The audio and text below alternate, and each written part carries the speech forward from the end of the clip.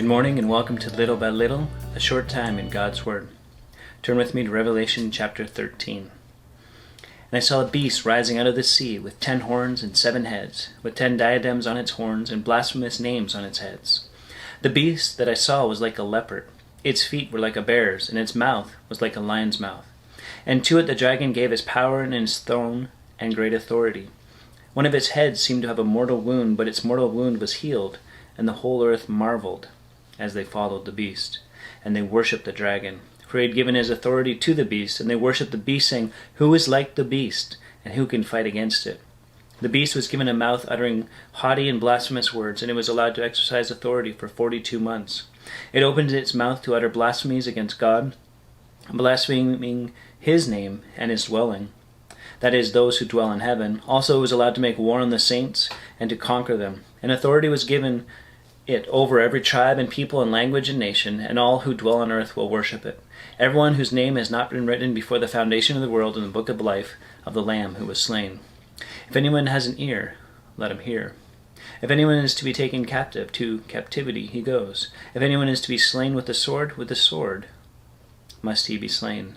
Here is a call for the endurance and faith of the saints. Then I saw another beast rising out of the earth. It had 2 horns like a lamb, and it spoke like a dragon.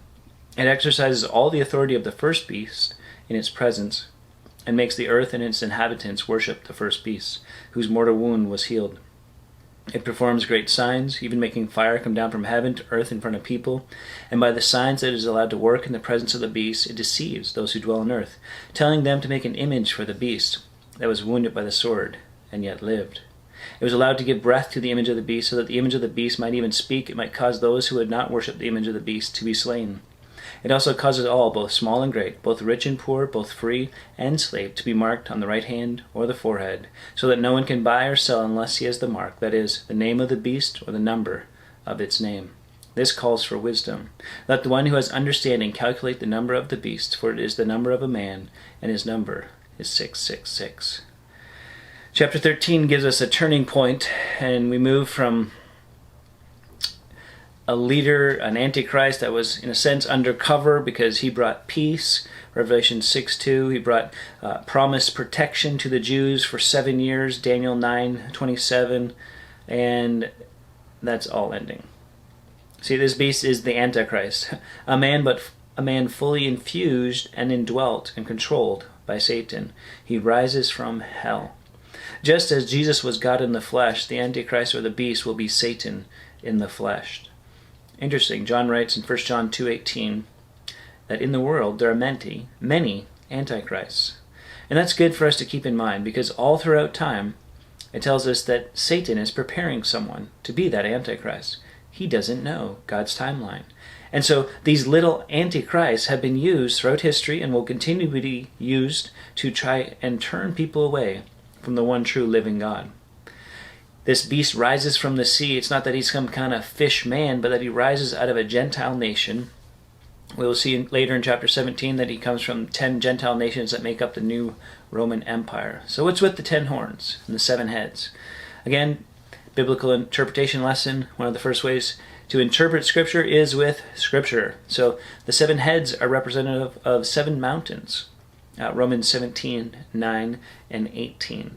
And so since Rome was built on 7 hills, it becomes a powerful illustration in John's day and a move toward what could be in the future of a kingdom centered around Rome. The 10 horns represent 10 kingdoms. Daniel chapter 7, verse 24, Revelation 17:12. Some kind of revived Roman Empire that the beast will lead. Again, at the beginning with great suave and personality and charm, bringing peace and prosperity. But that soon will turn. Lion, leopard, bear. These are all rooted in Daniel chapter 7 and Daniel's vision of a future kingdoms. Now John looks back and the order is reversed. This final empire will be rooted in these past empires, and it will be united in power and in evil with the beast as the head. As we pause here and think about the future, it sure seems different and less glamorous than what people might wish for and think globalization would look like, or a one-world leader might be like.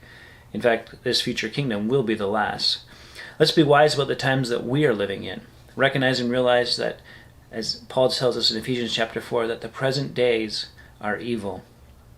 It means there's great opportunity to share the gospel, and that there's great possibility that the return of Jesus is near. Are you ready? Till next time, on Little by Little.